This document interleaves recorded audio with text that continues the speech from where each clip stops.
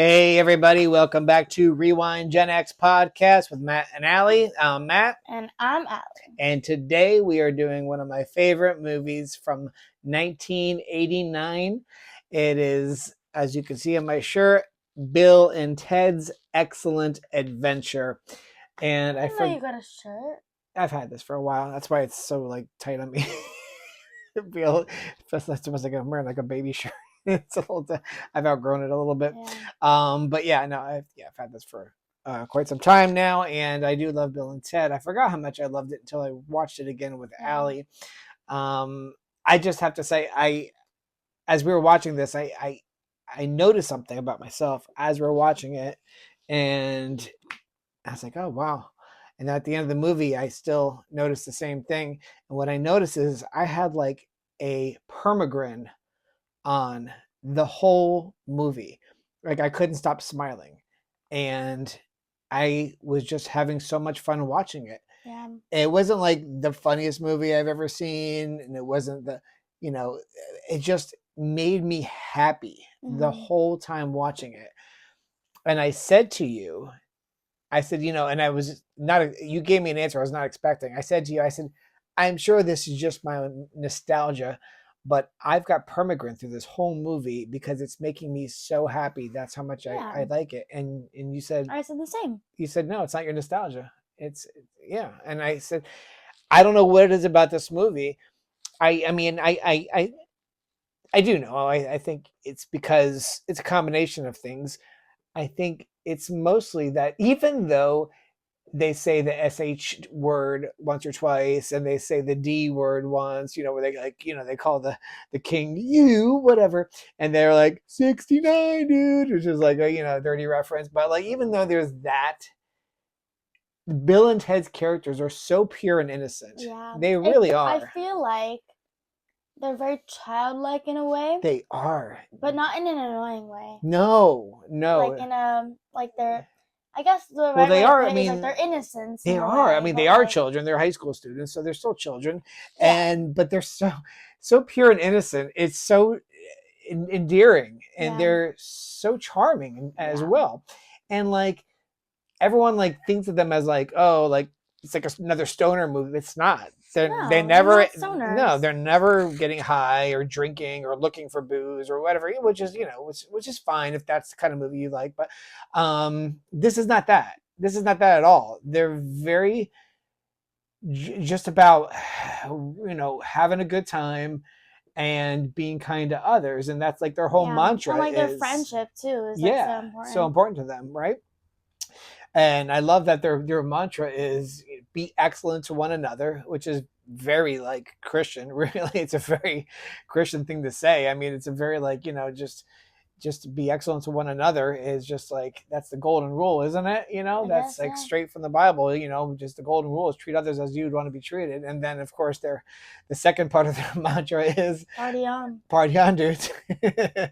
Which you're like, oh, Wayne's World, and I'm like, yeah, well, this came out before Wayne's World. I think Wayne's World got that from them, and which is great. Definitely God, and just God wants us to have fun and have a good time. He gave us all these things to enjoy, and not that this is when this is it's not, if you're just now joining us, this is not like a Christian podcast or anything like that. We just happen to be Christians, and sometimes so it's cool to see that kind of reflection. So, sometimes it bleeds out, but and so. Yeah, but this podcast is for anyone who just likes Gen X movies, really, and wants to have a good time. But yeah, this is for us. I was like, just to me, I'm just seeing the stuff, the correlation, and I love it. It's just so beautiful. It's such a fun movie. Yeah. And are there parts that are cheesy or cringy? If a little bit, but it doesn't bother me at all. The graphics are very much, they even in the 89, it probably wasn't the best computer graphics, but who cares? No, I feel like it adds to the charm, right? Yeah. So with that, let's get into the trailer. Let's get grades real quick. No, I want to do the trailer first. Yes, ma'am. Okay, here's the trailer. Now, a motion picture so grand, so magnificent, and so vast, it spans 7,000 years. No way! Yes way! But it starts with Bill. I'm Bill S. Preston! Who was Joan of Arc? And Ted. Noah's wife? We're in danger of flunking most heinously tomorrow. A force from the future Can we go anywhere we want at any time? You can do anything you want. is putting history at their fingertips. Let's reach out and touch someone. They're traveling through time, How's it going, Royal Ugly Dudes? Put them in the Iron Maiden. Excellent! Execute them. Bogus. How's it going, dude? Faites-les jeter au l'air. and they're making a big impression. Historical babes. Now they're home Everybody get together, remember who your buddy is. to trash the 20th century. You got a live one here. Keanu Reeves, Alex Winter, Napoleon, We're from history. Billy the Kid, Oh my god. Joan of Arc, Sigmund Freud, Tell me about your mother. You a musician? Beethoven, Genghis Khan! Abraham Lincoln, Party on, dudes! Socrates, George Carlin, We're history. If you guys are really us, what number are we thinking of? 69, dudes! Bill and Ted's Excellent! Excellent! Excellent Adventure. Party on, dude. So there you go. That was the trailer for Bill and Ted's Excellent Adventure. And now we'll get into grades. And I want you to go first. No, I wanted you to go first. No. So I can't. I always okay. go first. I'm gonna do kind of like what we did with The Fifth Element. It's not an A+ movie. I mean, it's not a masterpiece, although it gave me an A+ feeling. You know what? I'm gonna give it an A+. I was gonna give it an A+. I am gonna give it an A+. I changed my mind I at the always last say, minute like, because oh, it's not a masterpiece, but like, this isn't a cinematic masterpiece. Right. But this is a movie that I will constantly watch and I'll never get tired of, which is so rare. yeah, and it gave me so much joy to watch it. Yeah. It's just like I did Predator. I'm gonna give this an A+. I know that was an Okay, A+. that is like not comparable in any way because and I did it for Predator because of nostalgia. not just nostalgia, it just gave me so much joy to watch. It's so much fun to watch, and much like Predator, when I rewatched it for this podcast, I forgot how much I liked it. I think I almost I think liked a it lot more. of times it's the opposite for you. I feel like you'll like be like, oh, I love this movie. And then we'll watch it and we'll review it and be like, yeah, I loved it more back then. And now I'm like, Yeah, like Wayne's World. yeah. You know, like I still liked it. Definitely Ace Ventura. It definitely went down a notch for me. You know, it just didn't do it for me anymore. But this movie, I liked it even more, and I would say the same about Predator too. I think I even liked it more as an adult. It just brought me so much joy to watch, and that's why I gave Predator an A+. I'm giving this an A+ as well. Yeah. It's not The Godfather, but it's so much fun, and like I said, it just so much joy it brought me to watch it, and I can watch it over and over again, no problem. Yeah. So there you go. You want to get to casting call? That's it. Let's do it. Casting call.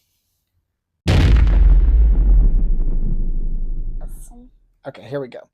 So casting call, we're going to start with, of course, Mr. Keanu Reeves, who I don't think we've done yet, have we? No, we'll probably do him like again if we do like Speed soon. Yeah, Because I think that's one of our like one we're doing soon. Definitely. So. I already made the thumbnail for it. And yeah, everything. stay tuned for that. So he started out with a few movies where he had smaller parts in Youngblood and River's Edge in 1986. And he did a few more things that I don't really know, so I'm not even going to bring him up. But he did have a small role in Dangerous Liaisons from 1988. Heard of that movie. I've never seen it, but I've heard of it. Yeah, you saw Cruel Intentions, I think. No. You never saw Cruel Intentions? No. It's also before your time, but it's after Dangerous Liaisons. All of these are before my time. Cruel Intentions is a modern day version of Dangerous Liaisons. Oh, okay. Yeah, where it's like takes place in high school, but it takes place in like the Victorian era, like where they all wear wigs and stuff. Yeah. And it's really good. And he's got a small role in it, but a major role, but a small role. He's one of the supporting characters. Yeah. But then he definitely hit it big with Bill and Ted's Excellent Adventure. He has a small role in Parenthood as well, and he's good in that. He was in I Love You to Death, a Tracy Ullman movie with Kevin Kline, and he was also in 1991 was a big year for him. He really broke out in the movie Point Break. I love that movie. Yeah, it's fun. We did that one. We No, did we not. didn't. But we saw it. We did see You it. showed me. Yeah, but we didn't do it. But for we're the- gonna do it soon. Oh hopefully. yeah, for sure. He's great in that, and then he did the sequel to this, Bill and Ted's Bogus Journey, which we'll have to do in I time. saw it once. It wasn't as good as this. It was. But it's hard. It's hard to redo that. Yeah, exactly. It's hard to, this movie's magical, and so it's kind of hard to get that back. So he was in Bram Stoker's Dracula. He was in a Gus Van Sant movie called My Own Private Idaho with River Phoenix. River Phoenix, the older brother to Joaquin Phoenix, who died tragically too early. He died, not the brother. Yeah, Joaquin's still acting today. He's great. I think we've mentioned him on the podcast, how brilliant he is. I don't know who that Gladiator. is. He was the villain in Gladiator, the Caesar. Oh, yes. Yeah. His older brother was River Phoenix. He was incredible. Oh, wow. Yeah, no, he's a great actor. River was a really good actor too, but he died like in his late teens, early 20s. Anyway, we talked about that once before, and so let's not drag it out again. He was in. He's been in a ton of stuff. He was in Speed in 1994, which is a great movie. Feeling Minnesota was. I actually liked that one. It wasn't a big hit with Cameron Diaz, but I liked it. The Devil's Advocate with what's his name? Al Pacino. Really cool movie. And then, of course, The Matrix, which is just a huge movie for him. And I personally loved The Matrix. I think it's one of the finest movies ever made. I think it's good. I think it's brilliant. Absolutely brilliant. The sequels are not great, but that movie is absolutely brilliant and groundbreaking. The fighting is good. I just like the concept. Everything's great. The concept, the fighting, everything is just brilliant. It's just a genius movie. And unfortunately, like I said, it's hard to top that. So the sequels, I wasn't terribly impressed with, but it is what it is. He's a huge box office star. Still going. We'll mention John Wick also. He's like done 4 John Wick movies. Has he? Yeah, and they're great. They're all fun. They're all 5 really, because he has a coming out. No, he has a guest spot in, I think it's called Ballerina. It's like a spinoff. Okay. It's a John Wick spinoff movie. Got you. Let's see. Oh, he voices too. Oh yeah. He was in Toy Story 4.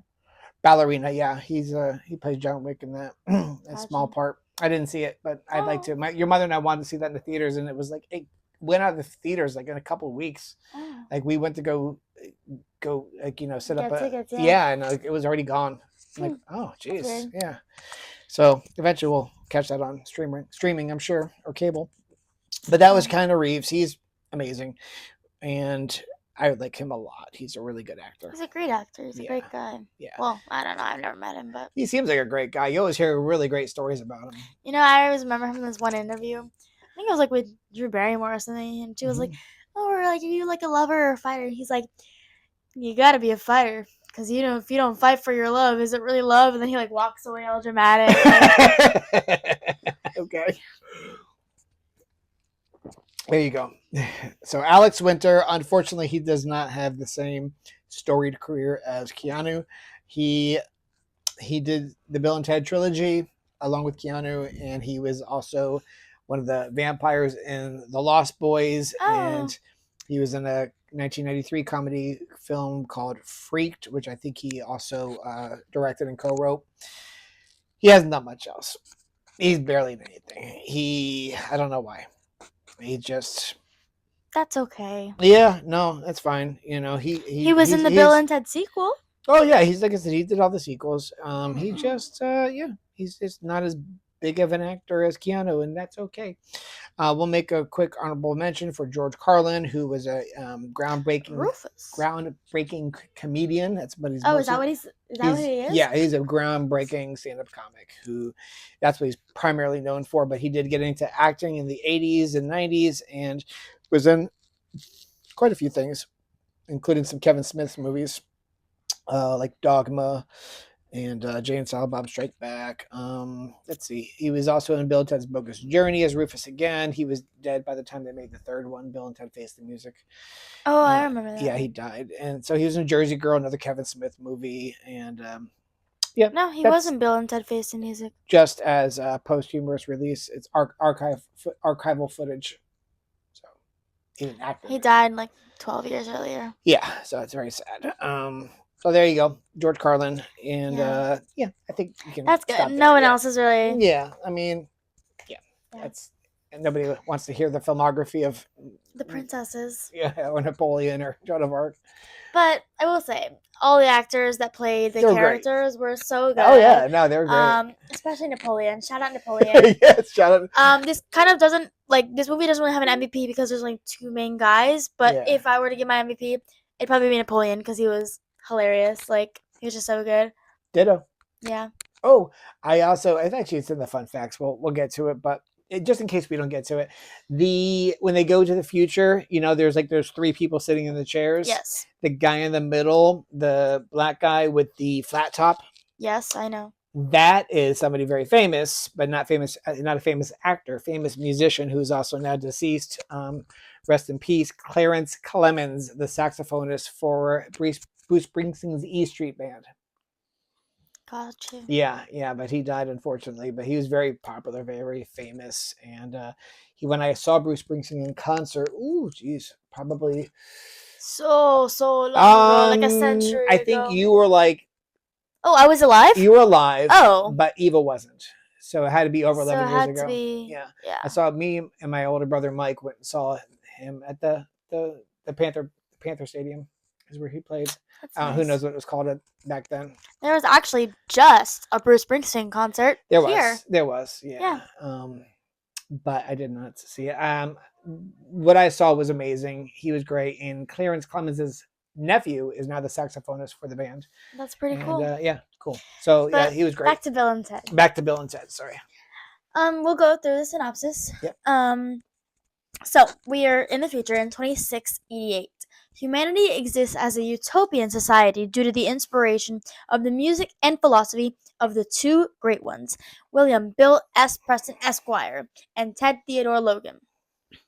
One of the citizens, Rufus, is tasked by the leaders to travel back to San Dimas, California in 1988 using a phone booth-shaped time machine to ensure that young Bill and Ted, I don't like this word, but it says dim-witted, high school students, successfully pass history class. I think they're less dim-witted and just very Californian.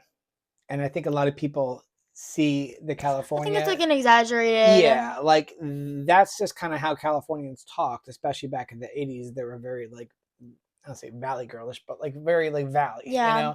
And that's just Also, I was like, and they're definitely an exaggeration of that. yeah, as I was well. like, why is Bill or no Ted? You No, were why right. is Bill wearing like a crop top? Yeah. Because I didn't know. I was like, was that like a trend back then? I never knew. Like, Not in South Florida where I grew up, but I'm sure it was in California. yeah, They're pretty progressive.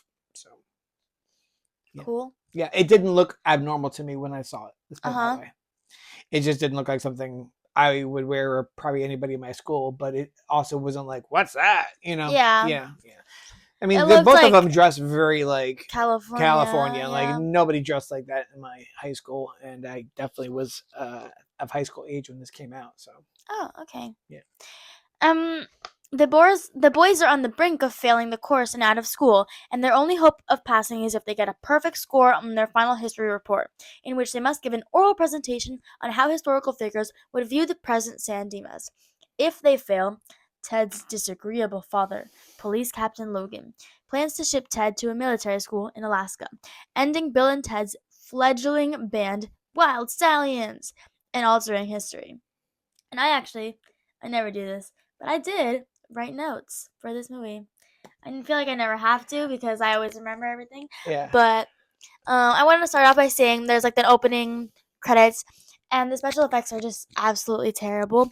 But like we said, it kind of adds to the charm. It Yeah. feels like they go.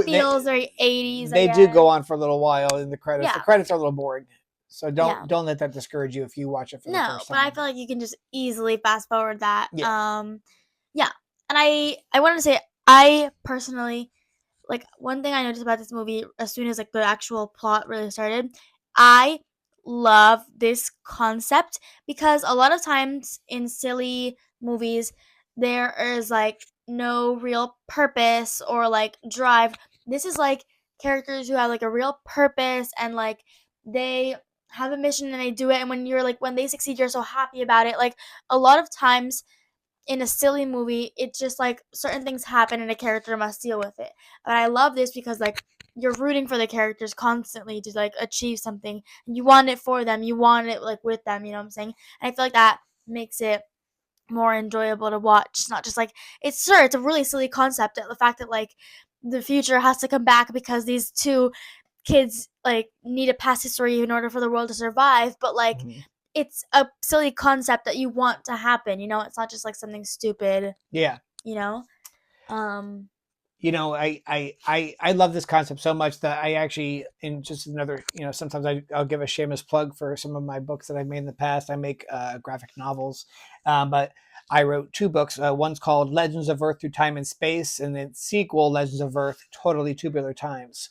And the premise of Legends of Earth is a kind of mix up of Bill and Ted's Excellent Adventure, the Avengers, with maybe a little bit of Time Bandits thrown in the mix. And it's like a time travel kind of. It of. is a time travel thing, and like it's and it's cool. It has like historical figures as well. Exactly. It has legendary characters like Robin Hood, King Arthur, Mulan, Hercules. Yeah. So, and they wound up forming like a team up, like kind of like the Avengers, and they travel through time, and it's not a phone booth like in this movie. It's just it's a glowing like door. A portal. A portal. It's like a glowing door, and Merlin is the timekeeper, much like Rufus. Yeah. And he's the one who collects them all and brings them together. But if you ever have an interest, it's they're both in full color. When I made the first one, it was in black and white. It's like 130 pages, and it was just a lot. But when I did the sequel, I actually redid the first one in full color, and I released them both about a month apart. Yeah. And so I'll flash a picture on there before we load this up to YouTube. But yeah, they're both available on Amazon. They're published through Amazon's publishing company. So check it out. Yeah. I don't really remember where I was. Oh, Rufus finds the duo at Circle K, struggling to finish the report, and offers help before another phone booth time machine arrives, and future versions of Bill and Ted step out, which is a really cute little scene. After assuring the present-day Bill and Ted that Rufus's claims are valid and that they can trust him, they disappear in the time booth, which is like from the future. They have to, yeah. Rufus shows Bill and Ted how to operate the time booth, taking them back to 1805, where they find Napoleon Bonaparte leading his forces against Austria. As Rufus, Bill, and Ted return to the present, Napoleon gets thrown by a cannonball explosion into their wake and gets dragged through the circuits of time along with them. Rufus explains that time will progress normally for Bill and Ted and that they cannot miss their class presentation the next day. He then departs, leaving the empty time booth for them. As they discuss where to go next, they discover Napoleon stuck in a nearby tree, inspiring them to abduct historical figures and take them to the present for their school presentation. And I love Napoleon. I know I already said this, but yeah, he's really just funny. So good. Yeah, he's the MVP. I mean, outside of course of Keanu and Alex Winter, he's definitely the MVP. He's really good. He's fun. He's funny. I love when he gets upset. Me too. Multiple times he gets upset, and it's so just so funny. Yeah. It's even funnier because like I know French, so like you can like tell what like everything he's saying. He's like calling everyone like an idiot and just like cursing under his breath, and it's funny. And the water park that he like winds up going to is called Waterloo. Yeah, it's like a fun little play on words. Yeah, the Battle of Waterloo that he's famous for. So that's what I just said. Booby traps. Okay. They leave Napoleon with Ted's younger brother, Deacon, and ask him to take Napoleon out to town before they go. They befriend Billy the Kid in the Wild West, and I love what I have to say real quick what Ted says. He was like, "Oh, it looks like Frontierland, man." It's so good. It's so funny. It does. As somebody who grew up going to Disney World, I was so tickled by that comment. It was funny. But I have to say though, I did find that they could have used a younger actor for Billy the Kid. What? I mean, Billy the Kid was like...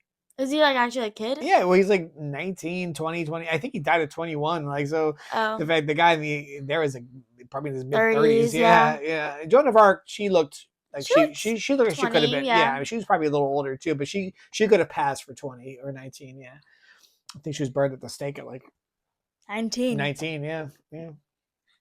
Yeah. Where am I? Oh, and they also get Socrates, or as they call him, Socrates. So great. That's funny. Yeah. Yeah. In ancient Greece, before stopping in the 15th century England, where they fall in love with princesses Joanna and Elizabeth. We never learned their names. Their father tries to have them executed, but Billy and Socrates help them That escape. was fun. Yeah, I like that was fun. Yeah. And I love that moment also where you see how good their friendship is. Like when Bill thinks that Ted is like dead, and then Ted saves him. It's just so cute. I love he these gets moments. so like, upset. He's crying, and he's like, yeah, "No!" Yeah, and then he's so upset at the guy. He he tries to get vengeance. And he's not even yeah. they're not fighters really, but No. like he becomes a fighter when he's so emotionally upset over his friend's what he thinks is his friend's death. Like he attacks the guy he thinks killed him. I love like there's like little hints to like 80s music and TV shows throughout the thing. Like when they're going to different places, like you pointed it out when they were in Greece, and he's trying to communicate with Socrates, and he's like, love is, I don't know, what was it? It was like time is, I don't know. All we are is dust in the wind, which is a Kansas song. Yeah, and they're like there's like different references Socrates to music. Comes back with the hourglass thing. Yeah, like Santa the hourglass. These are the days of our lives, which is from a soap opera. Famous. So there's a lot of like 80s, little nods to 80s things here and there, which I think is so fun to see. And like one I didn't even tell you, but when they first get into the phone booth, he says something like, "We're going to reach out and touch somebody."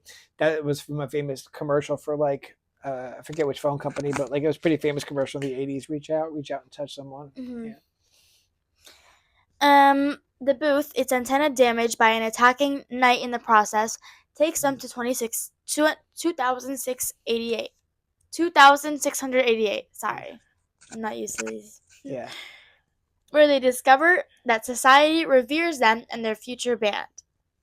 They're inspired to complete their report with extra credit by abducting Sigmund Freud, Ludwig van Beethoven, Joan of Arc, Genghis Khan, and Abraham Lincoln.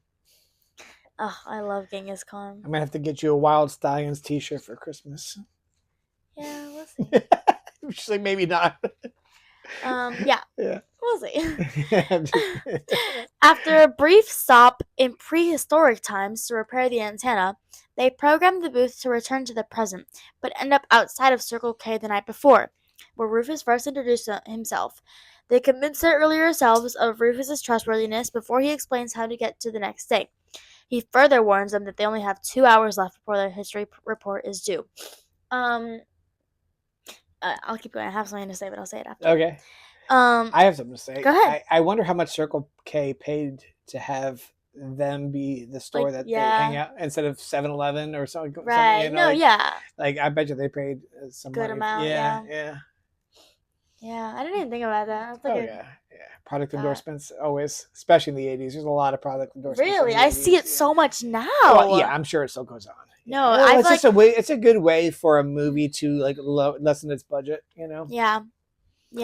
Like there was one movie. It was a while back. It wasn't even a good movie. It wasn't even popular. But it was like this. Like I don't know if you know. There's like an influencer. Her name is Addison Rae, and she was in this movie, this Netflix movie. But like the amount of product endorsement made the movie like unbearable to watch. Yeah, that wasn't the only thing that made it unbearable, but like I don't think this was fine. Like they had to be outside of some kind of convenience store, so it may as well be a Circle K. It gets so annoying. But sometimes they took it too far. Like in the early '90s movie called Demolition Man with Stallone and what was her face? Ooh, Sandra Bullock. They're in the future and like they go to Taco Bell, like the drive-through. I love Taco Bell. And he's like, "You guys still have Taco Bell?" And she's like, "Every restaurant's a Taco Bell." I'm like, "Oh God, how much did Taco Bell pay for that one?" Like, I love Taco Bell.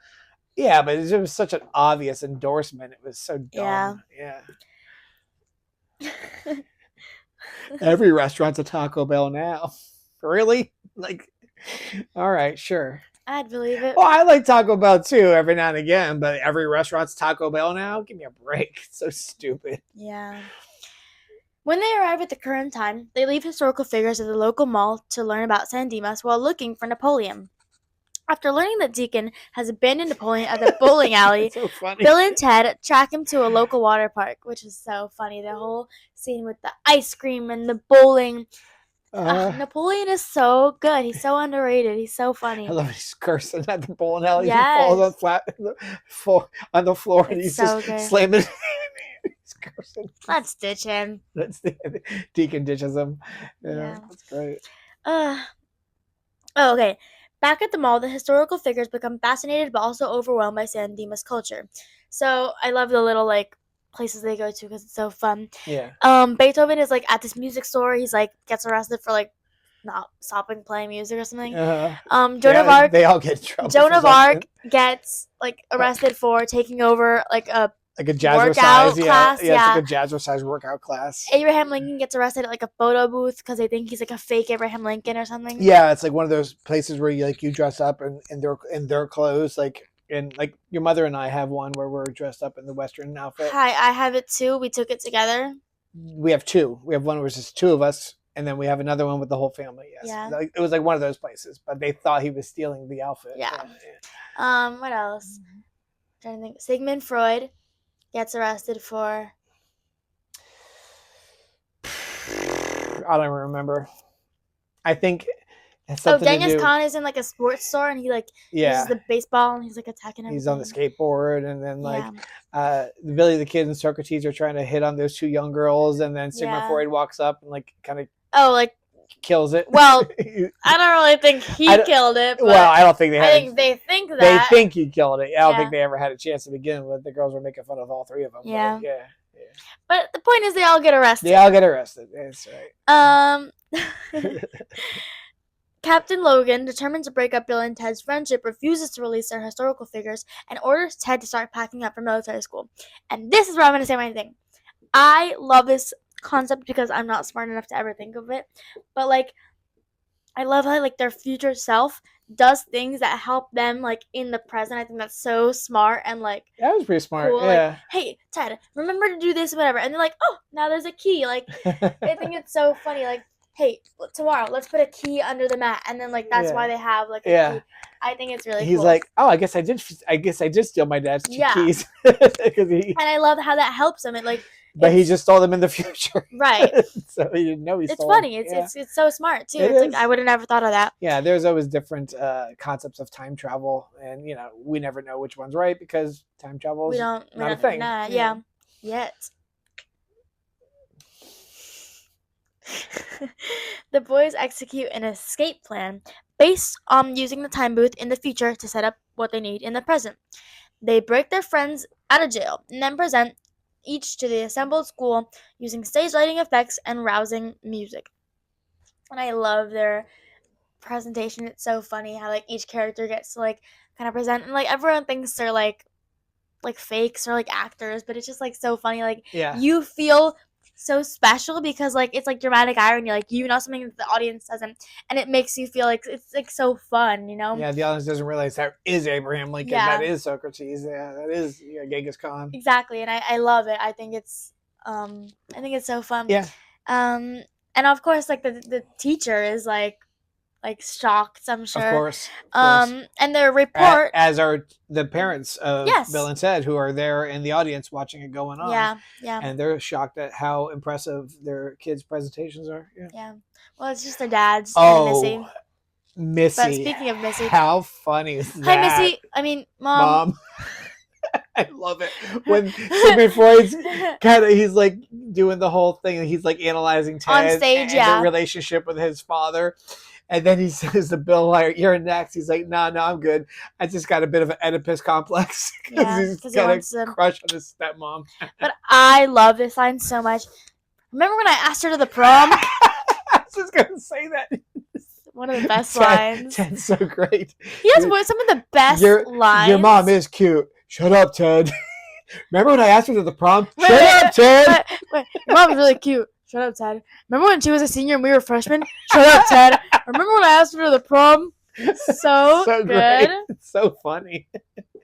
And then the dad gives him money. And then the dad gives him money to leave and then shuts his bedroom door. Oh my gosh. It's like, no. Dude, your dad's about to get it on in your bedroom. She walks in the room and she's like, hi boys, what are you studying? And like, oh, for Professor whatever so his history class. She's like, oh, tell him I said hi. Like, but the way she says it, she's like, tell him I said hi. Yeah. Like, oh no, did she hook up with her teacher? So weird. So bad.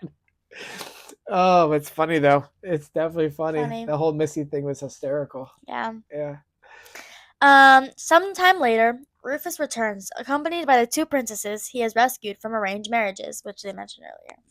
He says that they will also be part of Wyld Stallions, and that the four of them will change the world with their music. He asks to jam with them, but on hearing their fledgling attempts to play, he turns to the movie audience and assures they do get better. Yeah. And it's just a cute ending. It's just like such a little happy it's ending. Such a fun movie. It's so good. If you've never seen Bill and Ted's Excellent Adventure, you should definitely Yeah. watch it and then rewatch this podcast. Of course. Yes, of course.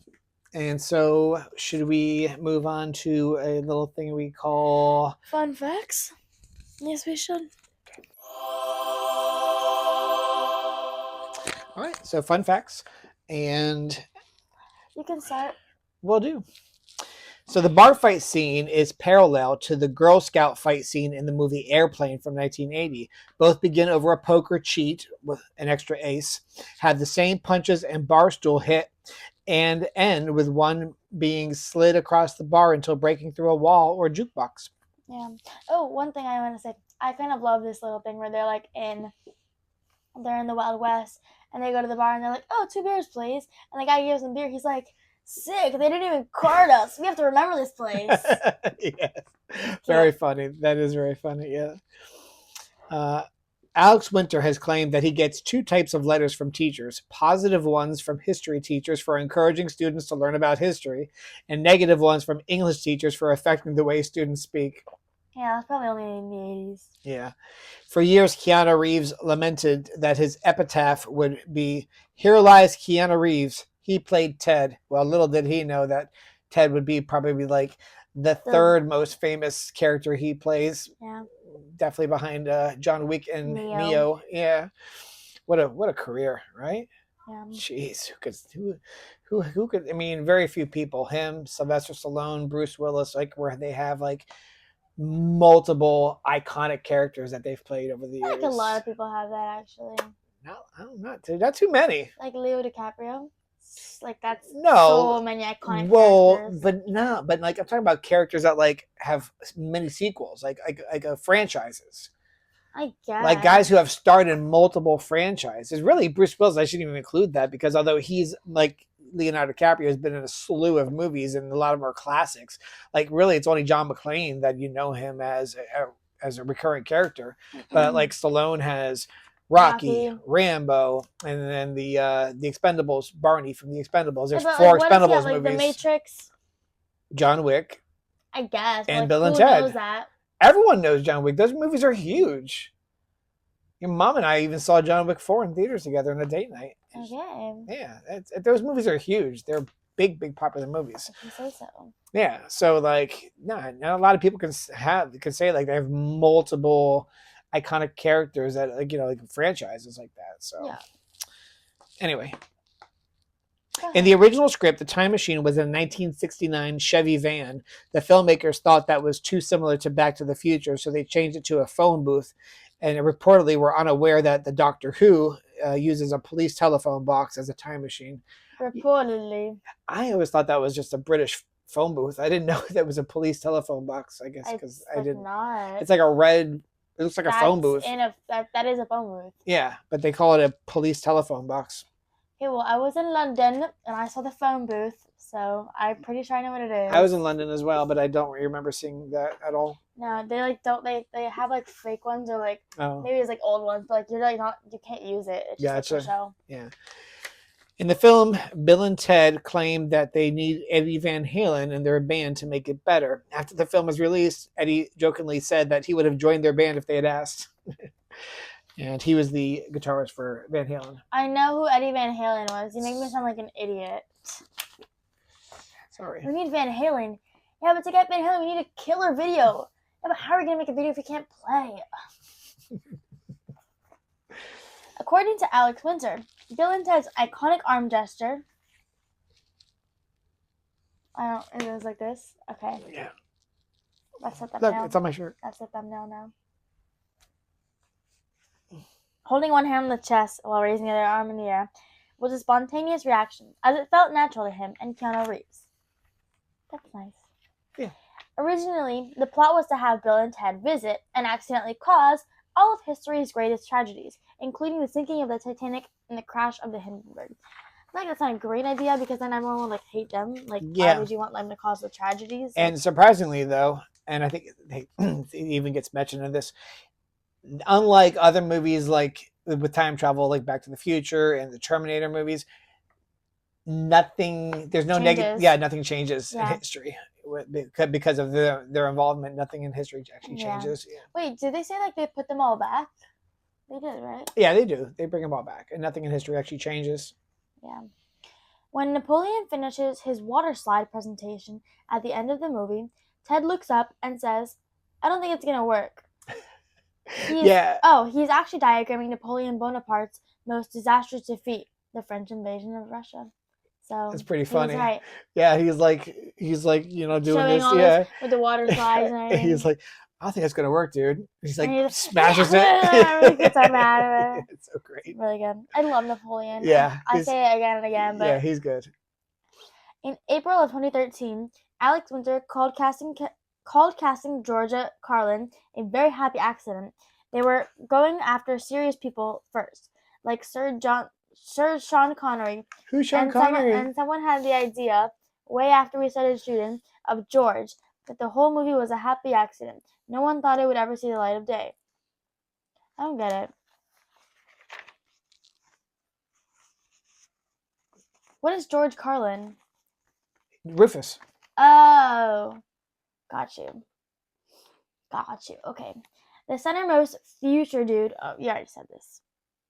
That's Clarence Clemens. Yeah. Principal photography was completed in 1987, but the film's original financiers, De Laurentiis Entertainment Group, went bankrupt. The film was in danger of being dumped onto cable television until Nelson Entertainment bought the rights in 1988 and released it in 1989. And we're glad they did. All right.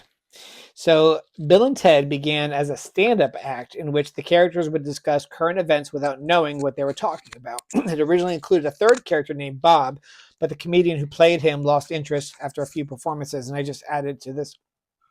Chris Matheson and Ed Solomon, who are the writers of this film, actually they wrote all three Bill and Ted movies and created the characters. They actually played Bill and Ted in the stand-up act, and so and then they actually cast Alex Winters and Keanu Reeves when they went to make the movie. So the characters say "dude" 70 times and "excellent" 30 times. It's a little like "dude, where's my car?" You never saw that one, I don't think. I think there was that same fun fact in Wayne's World about another word, probably. Or no, that was in Big Lebowski. Yes, dude. That's what it was. Yeah. But in "dude, where's my car?" it's "dude" and "sweet." Sweet. Wait, is that that guy with the tattoos on the back? Dude, what does mine say? Sweet. What does mine say? Dude. Yeah. Okay. You seen that? I've seen the clip. Okay. Yeah, we'll have to do that one day. I think it's in the 2000s, but yeah, whatever. Maybe we'll just watch it just for us. I like the continuum transfunctioner. See, I don't get it. I know, but you will. Okay. So Ed Solomon and Chris Matheson, the writers and creators, wrote the script by hand on notepaper during a series of meetings at local coffee shops. They finished in 4 days. In 2005, box set Bill and Ted's Most Excellent Collection features some of their handwritten notes. One of the TV commercials promoting the movie back in 1988 had George Washington lamenting on how he was not picked to go with Bill and Ted, but expects them to come anytime now. They never do. Aww.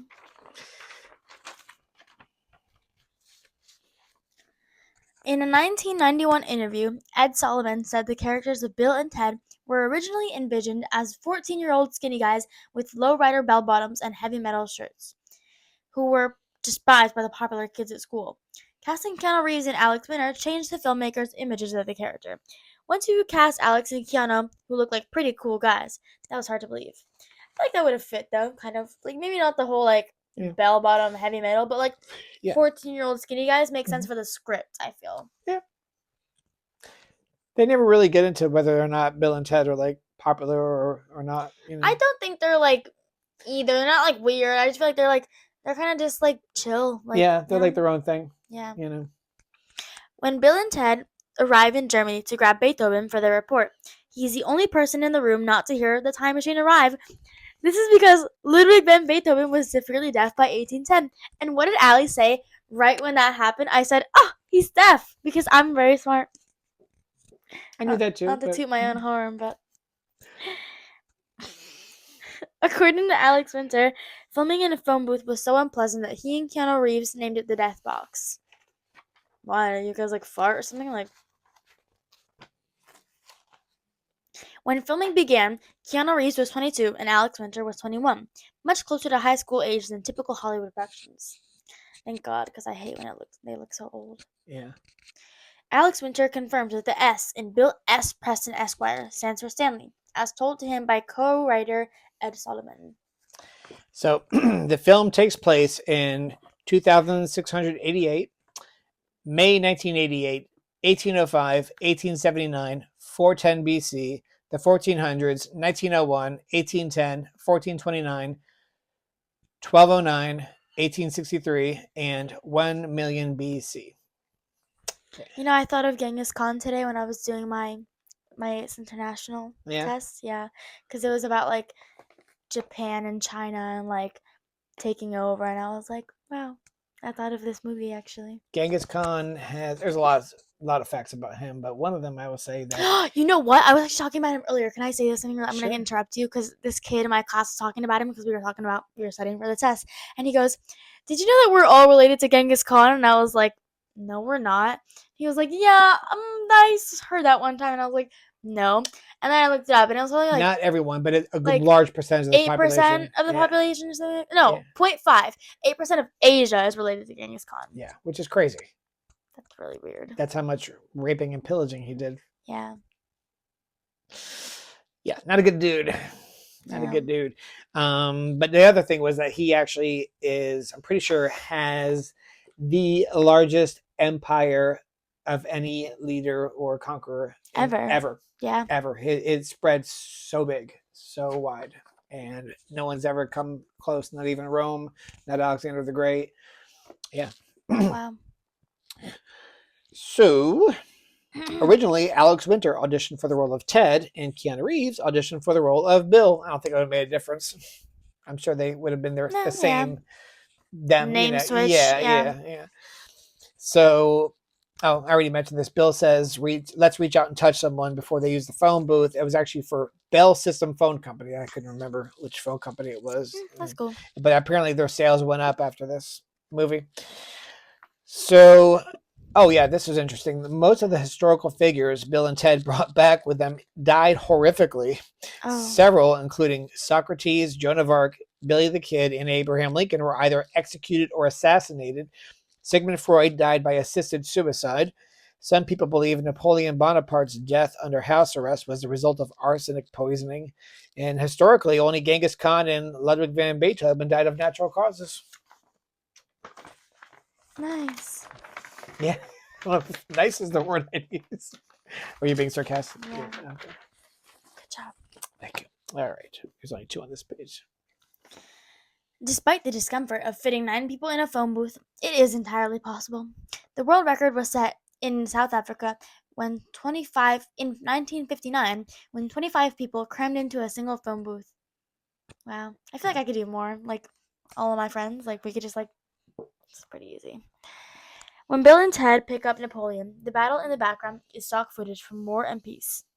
But why do you get it back? I only read I'm 2. just turning the page for you because you're holding your microphone. Thanks. Bill's philosophy to stop. I already said that. Unlike other movies involving time travel, like Back to the Future and The Terminator and Time Cop. And I said that. In the original script, Babe Ruth was among the historical figures. Ugh, good thing they took him out. Yeah, it's kind of boring. Wait, this is like, I thought Babe Ruth was black. Why? I just feel like they always depicted him as a black, he was the first black baseball player. I don't know why I thought that. No. I know I'm not the only one who thinks that. No. He's What is he famous for then? He was probably, some say, the best baseball player ever, but that's up for debate. Some say it was Joe DiMaggio. Some, I swear it was like, oh, he was the first black baseball no, player. he was like he's overweight white guy. It's like you didn't have to be in very good shape to be good at baseball, especially back then. Well, even today, a lot of those guys got some guts on them. During filming, Dan Shore was 31 and Jane Weldon was 29. In real life, Billy the Kid was killed at 21, and Joan of Arc was executed at 19. Yeah. And that's it. That's all the trivia we have for today. Yeah. So yeah, we obviously very much enjoyed this movie. We highly recommend it to everybody. And Allie has told me that she has picked out our next movie, which is fine because I usually pick it. I did have one in mind, but it can certainly wait. And so I'm very curious. I want you to guess. I think you're gonna get it, but yes? I hope so. Yeah, ready? You're gonna give me a hint at least, right? Yeah, I'm gonna do something. Oh, okay. Ready? Mm-hmm. The Breakfast Club. Yes! That's our next movie. Yeah, we've only done We've done just 16 candles, 16 right? candles. Yeah, and honestly, I would have thought we'd have done almost every John Hughes movie by now. Because we love, and we did Ferris Bueller, yeah. We love John Hughes for sure, and I think that's a great choice. I'm very excited. That's a great I think I like this better than you do, surprisingly. But you do. I'm not as big a fan as The Breakfast Club as others. I think. Well, see, I'm very interested. I want you to tell me. I'm very interested to see what you have to say because I love that movie. I like the movie. I don't dislike it by any means. I just don't think it's as good as some of his other films. So. Yeah. All right. Well, there you go. That's another episode of Rewind Gen X podcast with Matt and Allie. I'm Matt. And I'm Allie. God bless.